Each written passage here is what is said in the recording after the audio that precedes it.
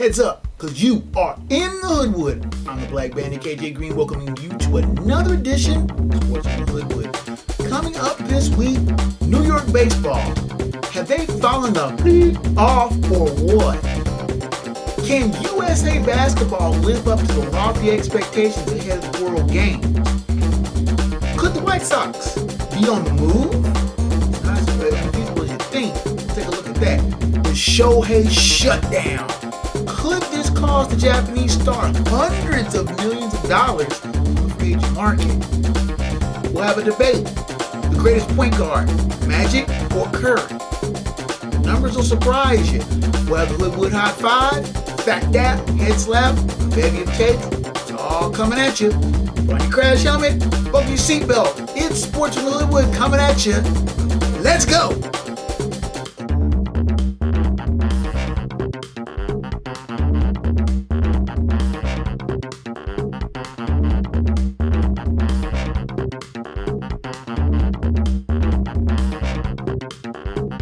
You're tuned in to Sports from the Hoodwood, the internet's foremost location for the most honest, unfiltered commentary and insight on the world of sports. Now, once again, here's Hoodwood's hometown hero, KJ Green. Greetings from the Hoodwood, where as Snuffy says, it's just too doggone hot outside. I can't even lie. I'm your man KJ Green, welcoming you back to another edition of the Hoodwood. Wherever you're listening, whether it be on the podcast, wherever around the world, greetings. If you're watching on YouTube, you get to see my ugly mug along with some graphics. And I'll tell you how you can contact Hoodwood coming up at the end of the show, whether it be email, via Tribal, via YouTube, like and smash, the subscribe buttons. I got a variety of ways of getting a hold of me, so use them. It's what they're there for. Let's lead off with baseball. And I'm a kid of the 70s. I was born in 72. Don't even mention how old I am. I grew up watching Reggie Jackson and the Bronx Bombers make mincemeat of baseball in the late 70s when I was in my formative years. I was a little too young to remember the Big Red Machine in its heyday and glory. So my first favorite team was actually the New York Yankees. I was a big Reggie Jackson fan. Now, the Yankees did fall off in the 80s with the tumultuous ownership of George Steinbrenner, when he would have a bevy of players for free agency in and out, but they never could find the combination to put it all together to win another World Series. After making the World Series in 1981, they didn't make the World Series again for 15 years. Heck, they didn't make the playoffs for 14 years. Then, under the stewardship of Joe Torre, the glory days of the Yankees of the late 90s and early 2000s, under the captaincy of Derek Jeter, the Yankees were once again one of the most formidable clubs in Major League Baseball. They had an unprecedented run of good fortune in the free agent era when you usually didn't have teams that would win back-to-back titles. They won titles in 96, 98, 99, 2000, just missing in 2001 after stirring 7-game loss to the Diamondbacks. But the Yankees were always in contention. It's hard to believe that the Yankees have been 14 years without being on top of the baseball world. But they have been, as I've said, a formidable foe. They have been regular contention, dominating the AL East, winning close to or around 100 games each of the last 3 full seasons. This year, the Yankees ain't any good. I mean, and I like Aaron Boone. I think he's a good manager. It's rare when you see players make that good players making a transition to a manager. But the Yankees always seem to get those former players that turn into really good managers. But the Yankees this year, whether it's been injuries, whether it's been pitching, whether it's been just a lack of cohesiveness, I don't know. The Yankees just shook off a 7-game losing streak. When do you ever remember the Yankees losing 7 games in a row? When do you remember the Yankees being in last place? You don't. It's just that simple. The Yankees are not a team that is ever that bad. And I mean, they're not like Royals or A's bad. No, nobody's going to be that bad. But they are in last place. And the media has constantly said, well, the Yankees, they still got to make a move and they can push back into the wild card. The wild card spaces, I should say, are getting more and more remote by the day. And while I still think Aaron Boone is a capable manager, he might lose his job. Even after winning 99 games last year, even after winning 103 games in 21. Aaron Boone could be out of a job. And we haven't even started to talk about the mess that's across town in Queens. Mets, who have been a hot mess from the word go. I mean, when Edwin Diaz got hurt in the World Baseball Classic, that was a ominous sign of things to come. Justin Verlander, supposed to be the ace of the staff, doesn't start the season. Max Scherzer was ineffective. Carlos Carrasco, Jose Quintana, both missing time. The team itself, Sterling Marte was not ready to play. The bullpen was supposed to be the linchpin, was just a mess. I mean, it was supposed to be anchored by Diaz being hurt. And it's just, the Mets were just never really in it.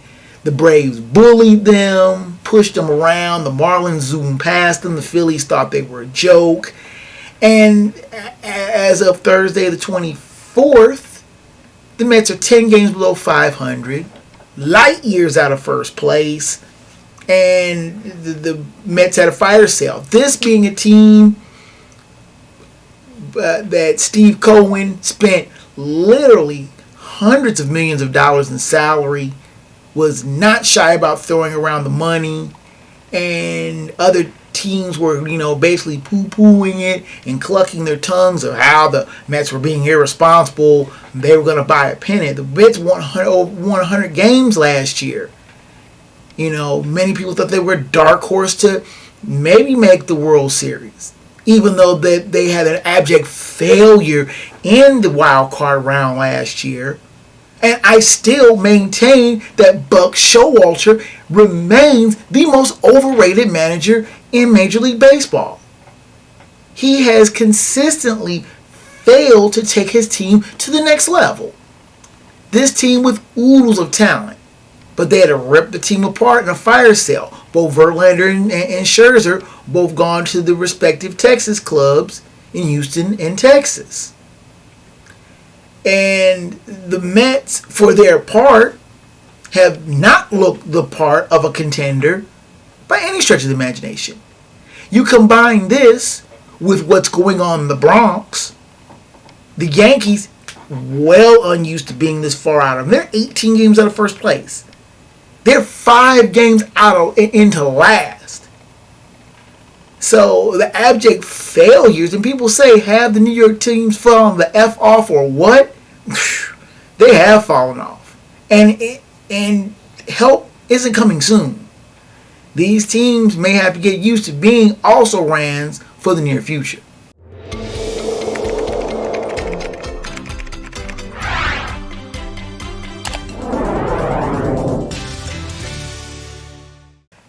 Now let's focus on another very disappointing team on the other side of, not uptown in New York, but on the other coast in LA.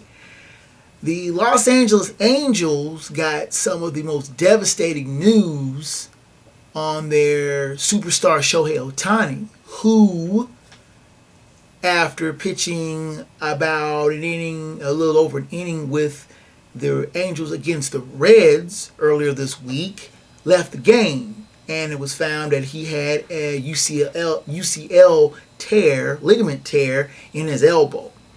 Now, for a pitcher, that is pretty much shutdown news. That most often than not, Tommy John surgery and better than a year out of the game is the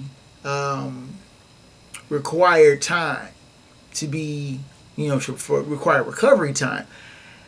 Well, with Ohtani being a two-way player, and you can still swing a bat with a torn UCL, he will more than likely be able to DH. But his pitching career may be in serious jeopardy. Keep in mind that Ohtani already has had Tommy John surgery. He had it in 2019 and did not pitch at all in 2020. Ohtani is one of the more electrifying players in the game, in the fact that he is not only a solid pitcher, but a devastating hitter. And many people think, myself included, that he is the front-running choice for most valuable player, even though he's playing on an also-ran Angels team. But there's a bigger picture there than what meets the eye. Ohtani's in his free agency season.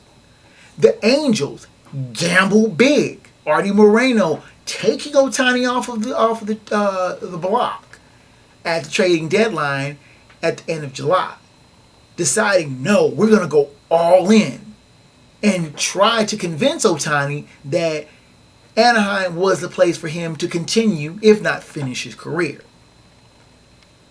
Now, with Ohtani hurt, many teams may not be willing to pony up the big money that Ohtani was expected to get. Many people, this scribe included, thought that Ohtani would be worth in the upwards of $500 million on the free agency market. And that there were big name clubs that were willing to throw that kind of quan at Ohtani. And he would rightfully deserve it. A two-way player, not only somebody that's good with the stick, but also can come on the mound and throw devastating fastballs, curves, changeups on a regular basis. You're getting two players for the price of one, even though that price would be steep. Now there may be teams that might not be so sure. There may be teams that are leery. Teams that are like, he's a little injury prone. He may not be the type of pitcher that we may want to spend that kind of quan on. Though his hitting is still on point. His 45 home runs lead the major leagues. But again, he decided he was going to gamble and say, you know what? I'm going to be pretty valuable on the open market. The Angels, hoping to convince Ohtani to stay in the only place that he's played his Major League Baseball at, hope to convince to get him for a hometown discount. The question now is, how long will Ohtani be able to not be able to pitch? And then, what team would be willing to take a chance on him, knowing they may never get him as a pitcher and damage goods as a hitter? And would they be willing to pay top dollar for that? Again, think Ohtani may very well be able to command anywhere from $300 to $500 million in salary for an 8 to 10 year contract. Ohtani's 29. Many people think he may be at the top of his career, at the height of his powers and the height of his earning powers. Will he be able to command top dollar for his services? Inquiring minds want to know. Let's take a first time out. Come back and look at the greatest point guard debate, a Hoodwood investigation. Who is a better point guard, Magic Johnson or Steph Curry? There's another one saying inquiring minds want to know. Sports with Hoodwood returns after these messages. Is today your last day on Earth because you are being deployed to space tomorrow? Have you just turned 18 and you're ready to get out of your parents' house? Has your granddaughter gotten her boyfriend pregnant? Whatever your reason, you need us at GottaGetMarriedNow.com. We specialize in last-minute weddings. Active duty, military veterans and retired discounts are available. Visit us at gottagetmarriednow.com.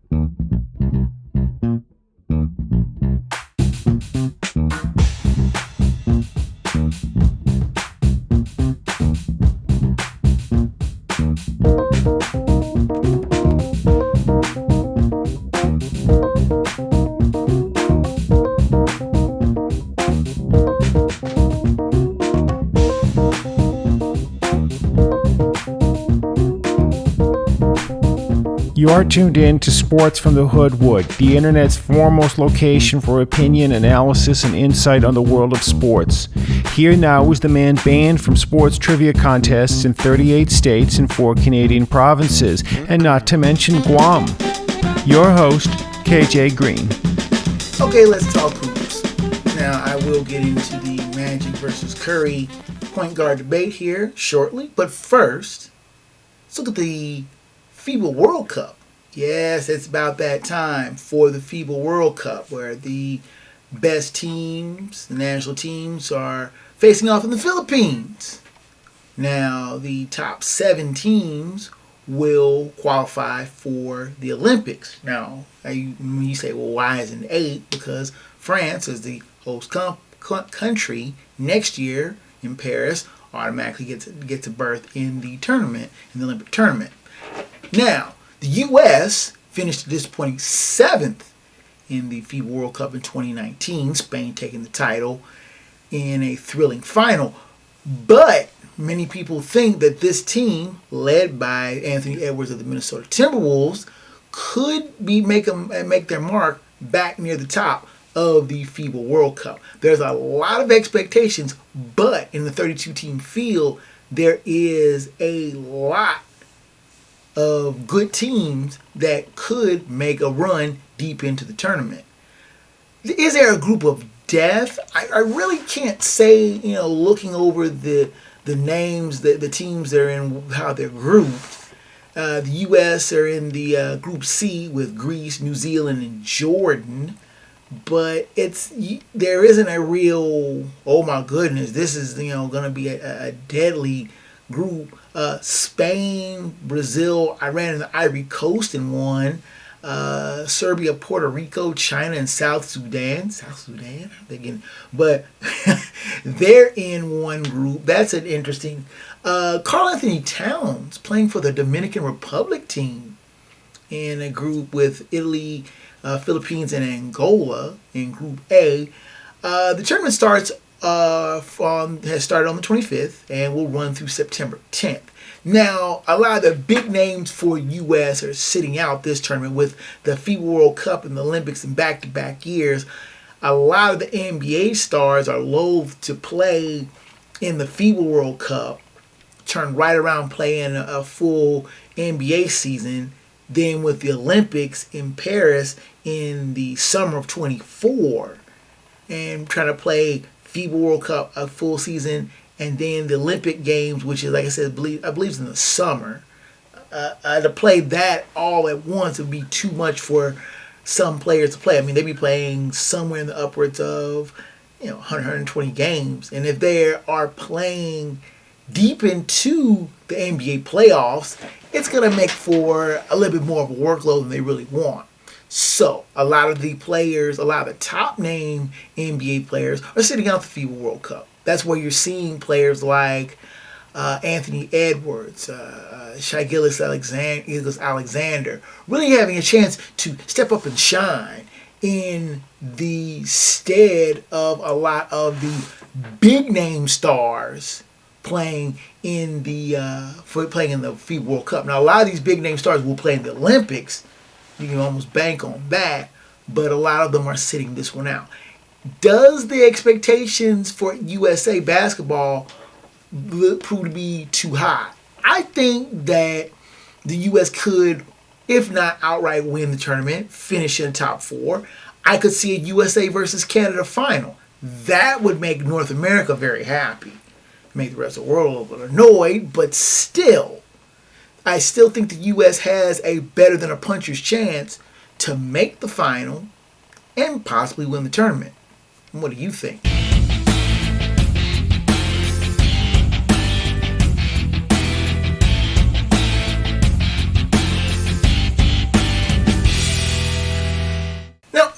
I had said that watching baseball that the New York Yankees were my first favorite team. Now, when it came to basketball, of course, the Lakers were my first favorite team because I absolutely adored Magic Johnson, the ebullient, smiling, quick dish artist of the Showtime Lakers. I'm also watching that Winning Time docudrama, I guess, that's been on HBO Max. It's really good.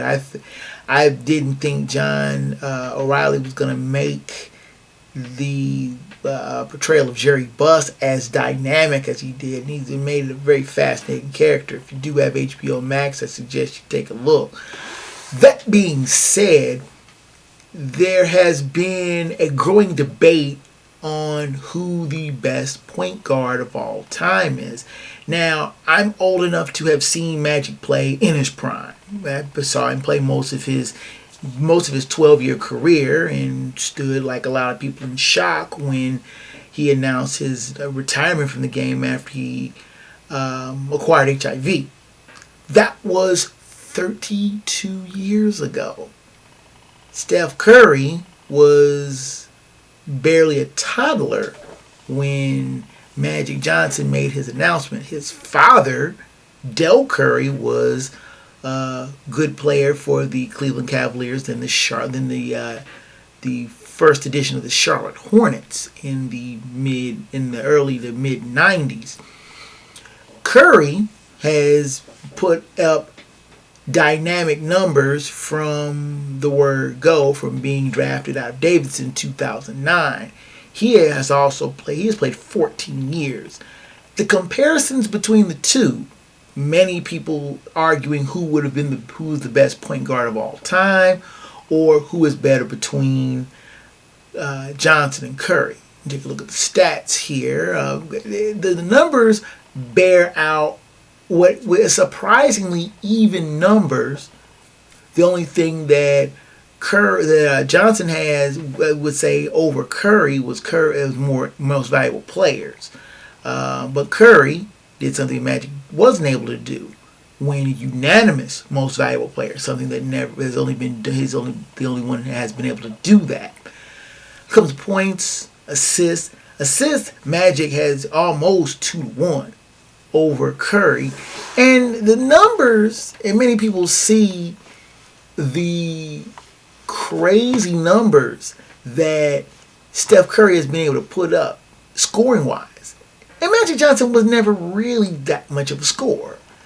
I mean, he barely cracked 17,000 points, way down on the scoring list, whereas Steph Curry is well over 21,000.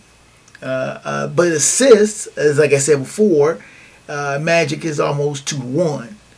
Rebounds, of course, Magic Johnson being 6'9", Curry barely being over 6'1", 6'2". 3-pointers, of course, Curry has 10 times more 3-pointers, but you think of the way the game was back then. You didn't see a lot of 3-pointers. I mean, Larry Bird was known as a 3-point specialist, but he didn't hit that many 3-pointers, to be perfectly honest, even though he won a 3-point shootout more than a few times. When it comes to triple-doubles, of course, nobody's going to pass Magic Johnson. He has 138. Steph Curry has 10. But the numbers, the comparisons, the styles of play, Curry can kill you from past the logo at half court. He has range 40 feet in.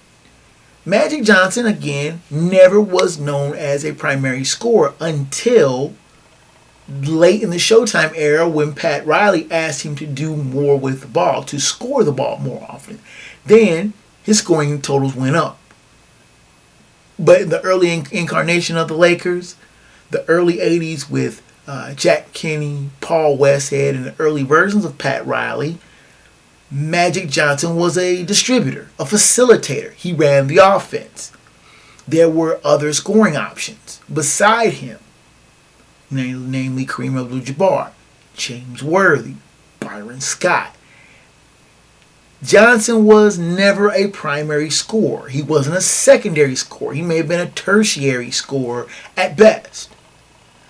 Only in later in his career, in the second and third, the third matchup with the Celtics, Magic became more of a scorer.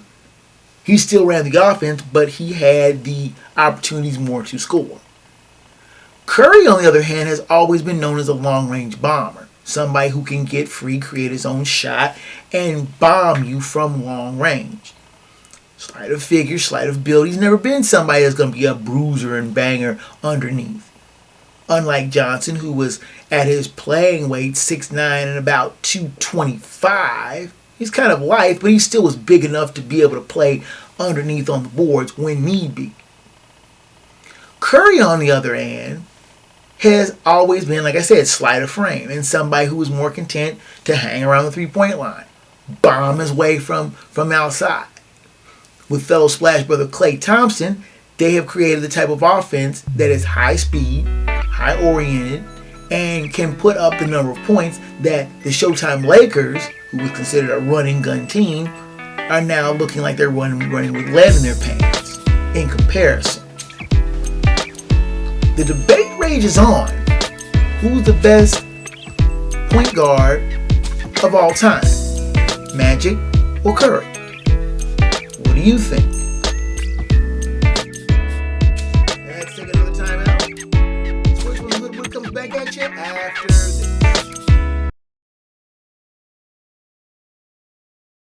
I'm actor Rajim A. Gross.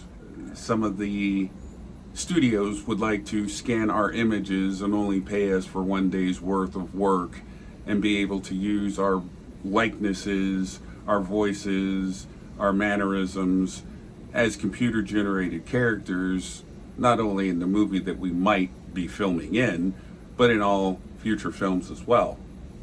That's not fair.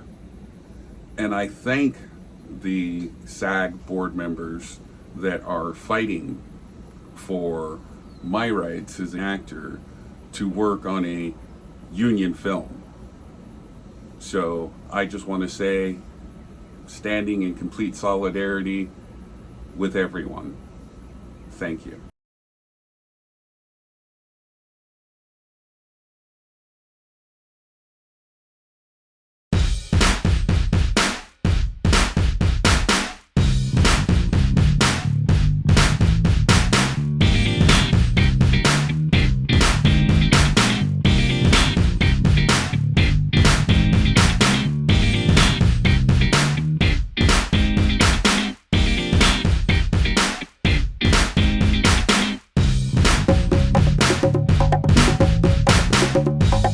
You're tuned in to Sports from the Hoodwood, the internet's foremost location for the most honest insight, thorough analysis, and unfiltered opinion on the world of sports.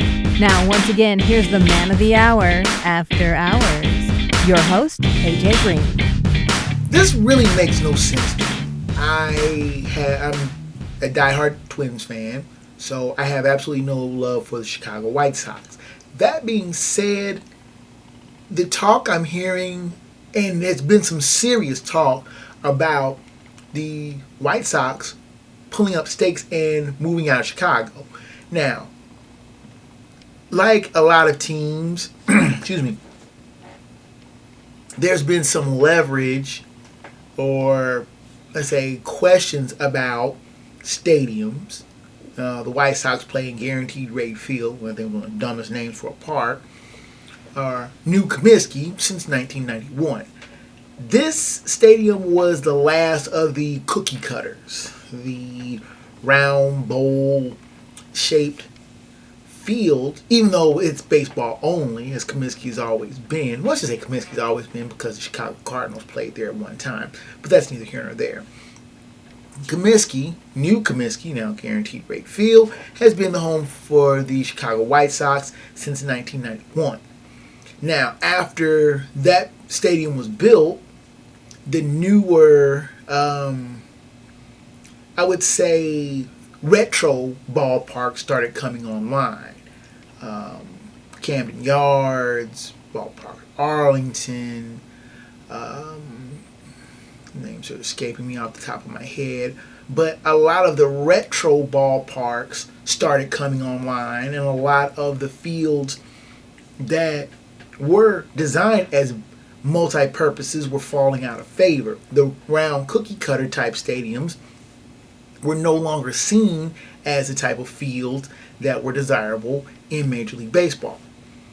The Chicago White Sox haven't had another tenant in their building. They've been always baseball only.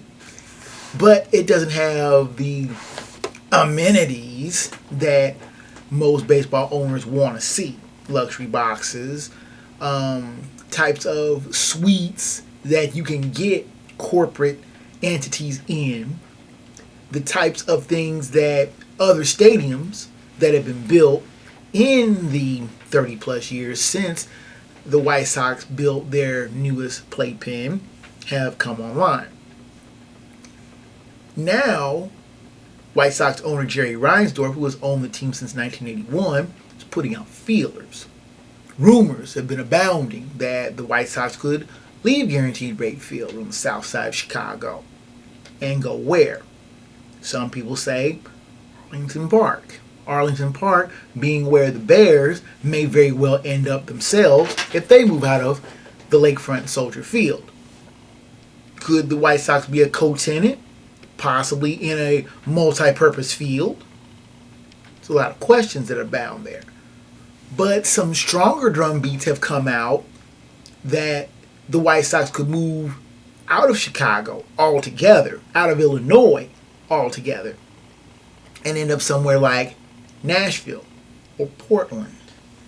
The rumors are really strong for Nashville.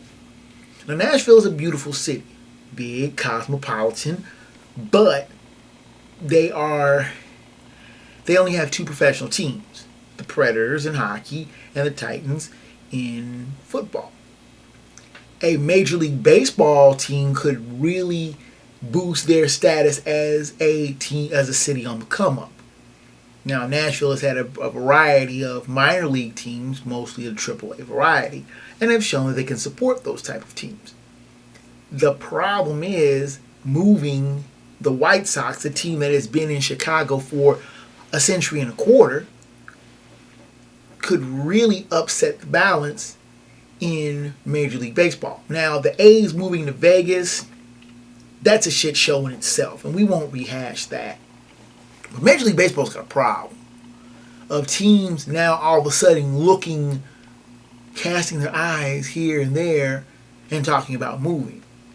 Now, Major League Baseball team has not moved since the Expos pulled up stakes out of Montreal and moved to Washington some 18 years ago. But the Major League Baseball knew that team was a pig in a poke. They weren't making any money.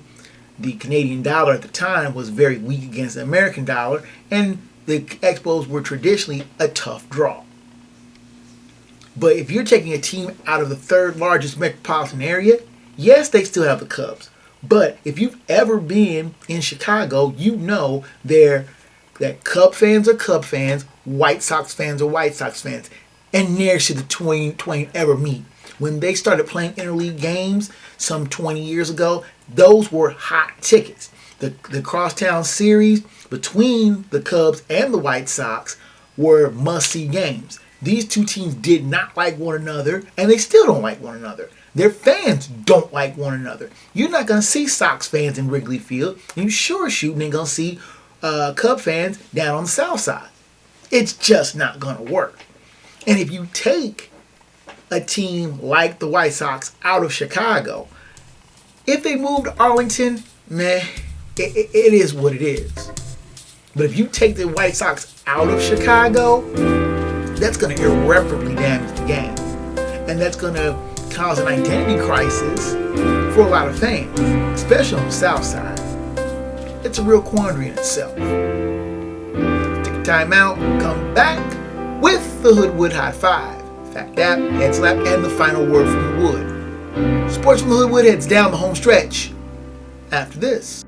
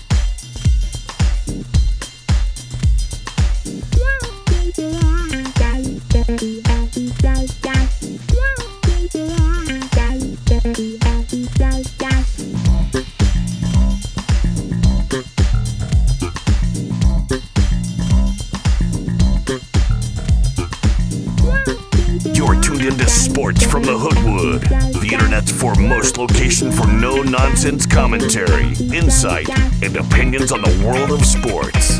Here now live in living color, black by popular demand, your host, KJ Green. Rounding third and headed for home here in the Hoodwood, we'll finish up strong with the Hoodwood Hot 5, Phat Dap Head Slap, and the final word from the wood. Hoodwood Hot 5, last shot for the quick takes. Next week will be the inaugural Hoodwood Hot 5, College Hot 5, who I think the best 5 college teams are in the country. So, let's do these quick takes. Our first quick take is a bit of a sad start to the quick takes. Olga Carmona, who scored the game-winning goal in the Women's World Cup against England, found some tragic news at the end of the match, after the match and the celebration, to find out her father had passed away before the match. Carmona was not told about this before the game and was able to play with a clear head. Carmona did find out her father passed and dedicated the win and the goal to her father. Our condolences from the Hoodwood to Olga Carmona, a great player with a sad story and a loss. Our second point in the Hoodwood Hot 5 is the finals of the ATP Cincinnati, played in Mason, Ohio, between Novak Djokovic and Carlos Alcaraz. Now, you will remember these two went head up in the finale in Wimbledon just last month. Djokovic got a bit of a measure of revenge by outlasting Alcaraz in a 5-set finale. A thrilling one played in 95-degree heat in Cincinnati. It's been hot in this area. But these two players kept their cool and battled through a 5-set finale. Novak Djokovic, tuning up for the U.S. Open, get the feeling that him and Carlos Alcaraz are going to be seeing a lot of one another here in the next couple of years. Now we'll move on to our third point in the Hoodwood Hot 5, and I'm asking a simple question. Is Wander Franco done in Major League Baseball? He has more or less committed career suicide with his dalliances with an underage girl. Now, Wander Franco is 22 years old. If the female had been 17, I might be able to look the other way. But a grown man shouldn't be messing with a teenager one way or the other. But this child was 14. And I say child. Had this been, say, my daughter, my Princess Jazzy's 15. If I'd have found out that a 22-year-old was messing with my daughter, I'd be using his head for batting practice. I got a metal bat right upside the Hoodwood office, and I ain't afraid to use it. Wander Franco should have known better. And he is basically torpedoing his career. Because he's going to be nuclear. Ain't no team going to want somebody who's, in business with a teenager, a child, accused of all sorts of things. Now, if it was consensual relationship, but Franco should have known better. He's putting millions of dollars on the line for this. Now, he's under administrative leave. And that was imposed by Major League Baseball after the Tampa Bay Rays suspended him. But Wander Franco might be wandering himself right on out of Major League Baseball, and with good cause. Our fourth topic in the Hoodwood Hot 5 is asking a question of the NFL. Baker Mayfield in Tampa Bay. Is this his last best chance to be a full-time starter? Now, the former top pick of the Cleveland Browns and Heisman Trophy winner has bounced from team to team to team to team. From Cleveland to Carolina to Los Angeles, now back to Tampa Bay. The shelf life of quarterbacks, especially starting quarterbacks, is uneven at best. Heisman Trophy winners have a lot more scrutiny. Baker Mayfield was seen as a savior in Cleveland, but played his way out of Northeast Ohio before landing in Carolina.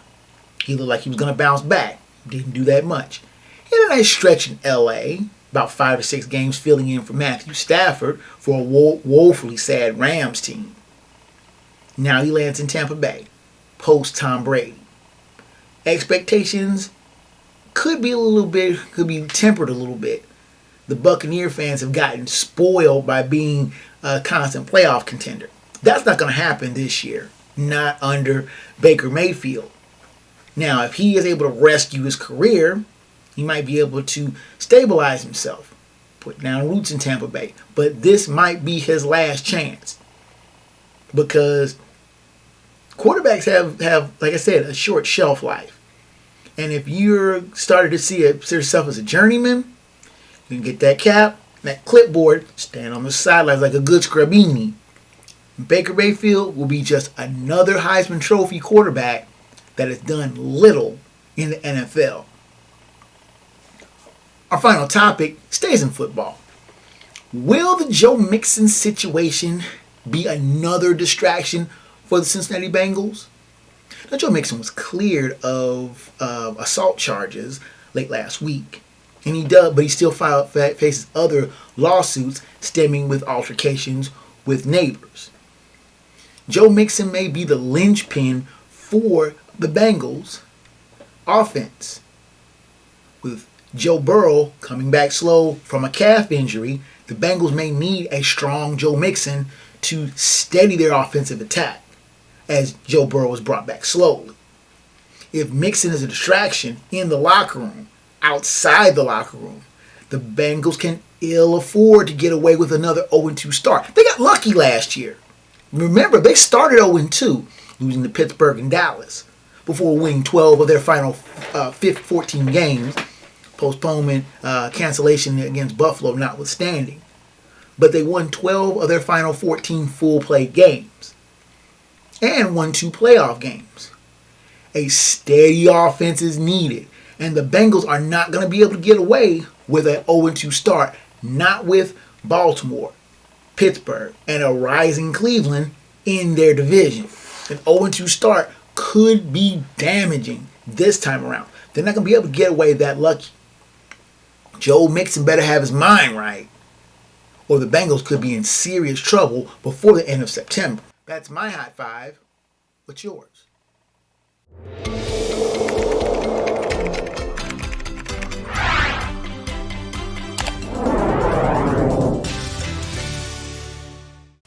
Now, normally Phat, Dap, and Head Slap is one of each, but I'm doing 2 of them in a specific order, and you'll understand why when you see what the cases are.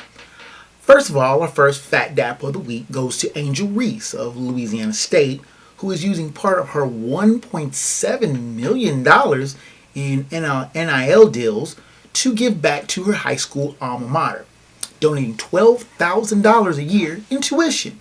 Now, the fund that she is donating to is the same fund that helped her pay tuition at her when she was in this high school about 3 or 4 years ago. Phat Dap to Angel Reese for not forgetting where she came from and giving back. Now, first head slap of the week goes to the Chicago White Sox. Not because they're talking about moving, but they let Luis Castillo throw the same pitch over and over and over and over again. He threw the same fastball 47 times in a row. Didn't throw a curve, didn't throw a slider. He kept pumping fastball after fastball after fastball, and the White Sox could do nothing with it. While the Mariners pummeled the White Sox 14-2 on Tuesday night, Castillo threw 95 pitches in 7 innings. The last 47 of them, fastballs. And how many hits did the White Sox get off of it? Those last 47? 1. Head slap to the White Sox, who've made a really pitiful season and a pitiful effort seem that much more crystallized. Now, our second head slap of the week goes to Luis Rubiales, who is the head of the Spanish Soccer Federation. Rubiales decided he wanted to give a kiss on the lips to Jennifer Hermoso during the trophy presentation of the Women's World Cup last weekend. He kissed her on the lips, and it wasn't a consensual thing. I could see a kiss on the cheek. You know, how the Europeans do the kiss on the cheek, kiss on the cheek. That's one thing. But he kissed her like he was trying to get some. It's disgusting. And there have been calls for Rubiales to step down as the Spanish Federation president. He decided, he says, I'm not going to step down, and has insisted that what he did was not wrong.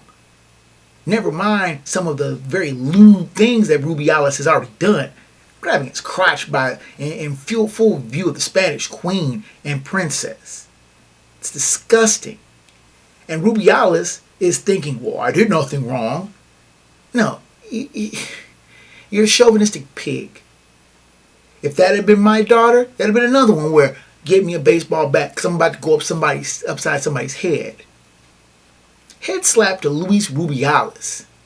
Man, just step down. Do everybody a favor. On that same token, I'm giving a fat dap. Fat dap? The attorney gave one. I'm giving another one. It's my show.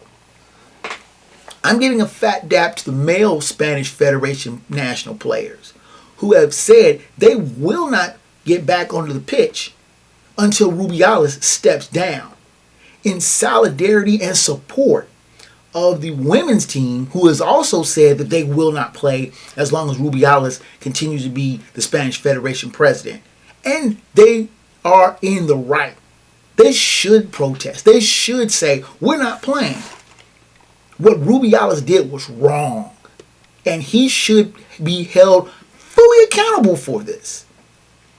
Fat dap to the male Spanish Federation players who stand in solidarity with their comrades, the women Spanish Federation players. Rubiales, you need to go, cuz. Now, without further ado, let's go to the final word from...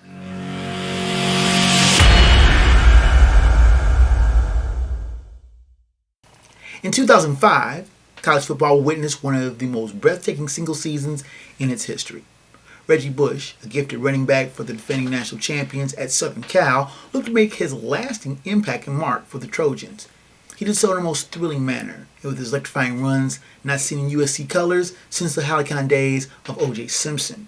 The lifeback sought to etch his name with Simpson, Mike Garrett, Charles White, and Marcus Allen as runners from USC that would win the Heisman. USC's two previous Heisman winners were actually quarterbacks in Carson Palmer and Matt Leinart, Bush's teammate, who had recently won the coveted trophy in the past couple of years. Bush sought to be among those hallowed names and did so with an efficiency that bordered on frightening. One breathtaking run after another, Bush burrowed himself in the collective consciousness of Heisman voters and ingratiated himself on the front minds of fans. Now, I definitely was a fan. His moves bordered on the PlayStation video game type, though many called the Bush push in the thrilling duel against Notre Dame a tad suspect. The Trojans were the nation's top team, and in a city bereft of pro teams, remember this, the Raiders had already left for Oakland, and the Chargers and Rams were still a dozen years away from moving back to LA from San Diego and St. Louis respectively. They were the football team in the City of Angels, and Angelinos embraced this team as big time, with sellouts at ancient LA Coliseum being a frequent thing, and big name celebrities on the Trojan sidelines a regular occurrence.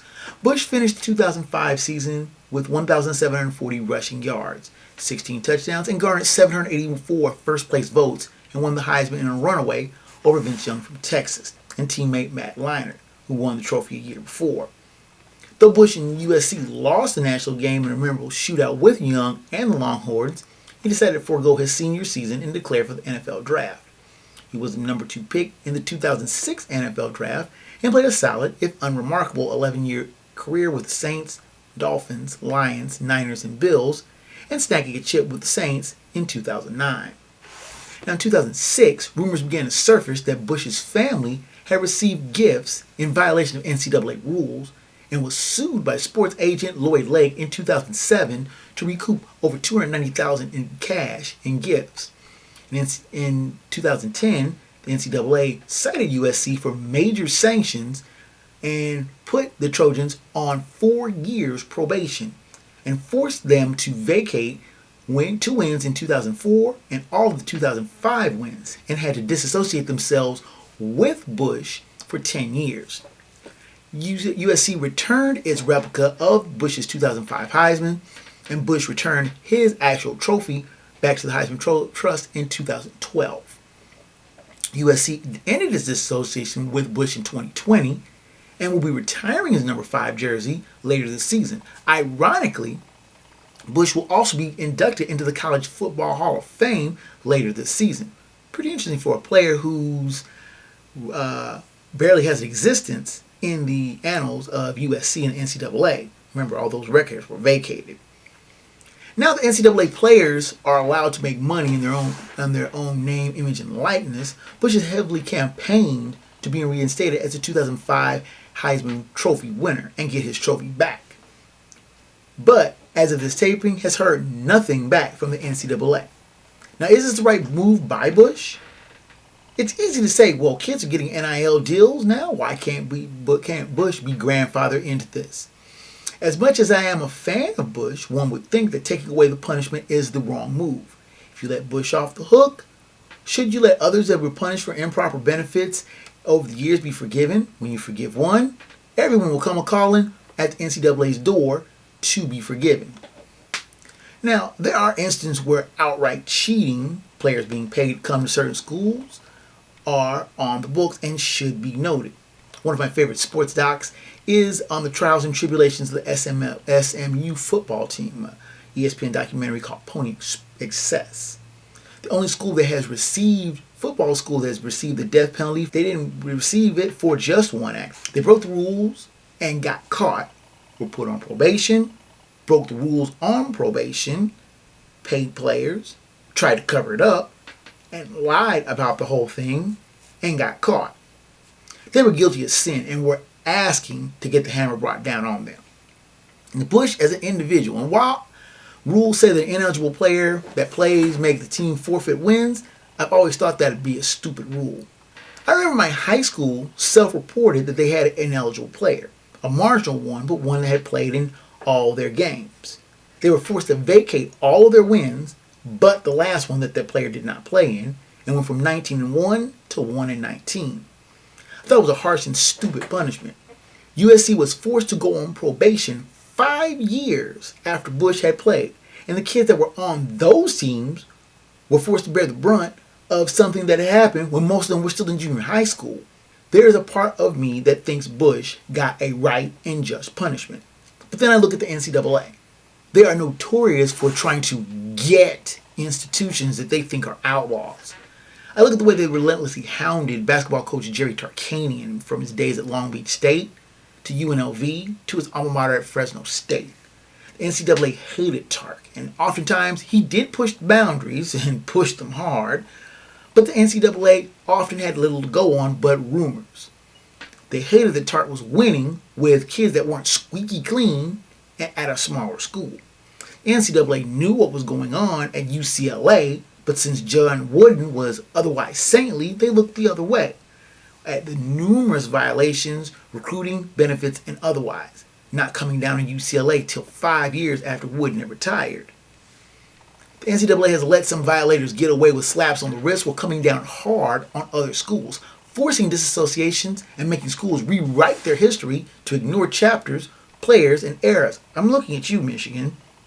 That said, Bush never received any money. His parents were leasing a house from a shady would-be sports agent who tried to leverage that into being able to represent Bush and reap some of the big money that he would be getting as a top draft pick.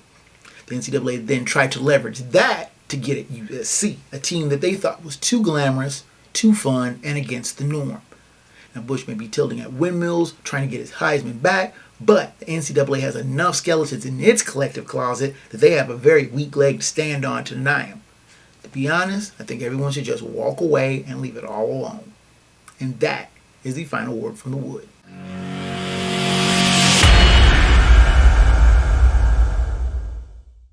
Now with the music coming up in the background, you know that means that your time here in the Hoodwood is just about done, and I thank you so much again for your visit.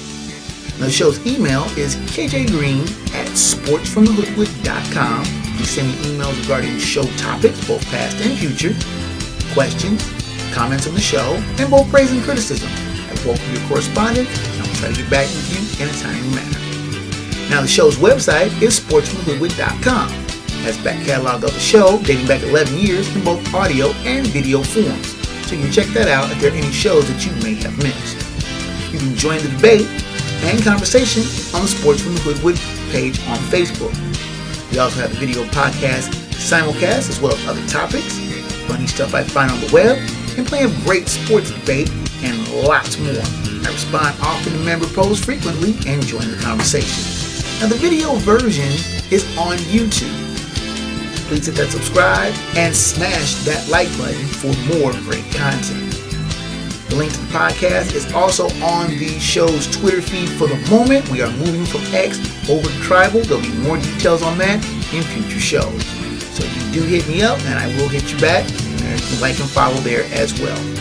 Now, the audio version is on Spotify, Amazon Music, Stitcher, Google Podcasts, iTunes from Apple, and a host of other fine podcast platforms and providers. If the Hoodwood is not on your favorite, ask for it. Drop me a line, and I will do what I can do to get it on your favorite podcast platform or provider. Special thanks, as always, to Rave Pictures for providing production assistance, both the show's website and the show itself. And that's it from the Hoodwood, ladies and gentlemen, boys and girls. Until next time, from the Hoodwood, fellow sports fans, I'm KJ Green. 30. Sports from the Hoodwood Is a Black Bandit Productions and Enterprises presentation. of a 551 audio and films production.